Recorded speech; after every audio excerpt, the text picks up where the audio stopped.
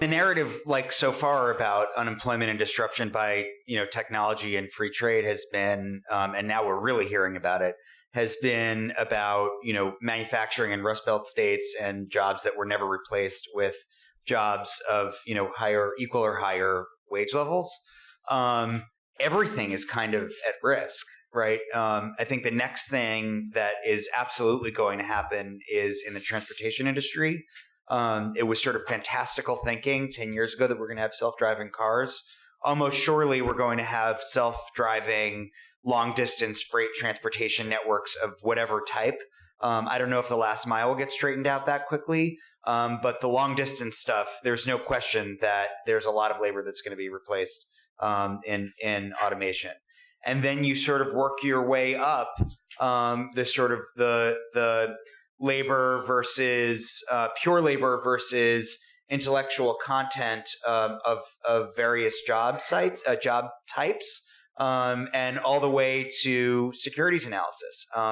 There is just a lot of stuff that's going to be replaced by computers that can do it not only cheaper but much faster. So I think it presents an enormous policy problem, not just for this country but really for the world. And we're going to have to eventually have serious conversations about stuff like national incomes and the way that in an infinite economy of scale world, we can figure out an equitable way to continue to have a functioning society. I think that when you look at artificial intelligence, especially in the next maybe 5 or 10 years, it's going to be, will they replace a full job or just maybe 3/4 of a job or a quarter of a job, just as they move from maybe automation to maybe thinking about some solutions. And I also, we don't really give much thought to the idea of how will artificial intelligence help out the wholesaler or make wholesalers more efficient. Well, you still need, a full wholesaling force to go out when basically an AI can team up with some humans, triage that, and actually make you more efficient in some areas. So I think that there's going to be, I think you're right. I think there's going to be a whole other areas that will maybe be decimated, but hopefully that will pop out into other harder jobs that.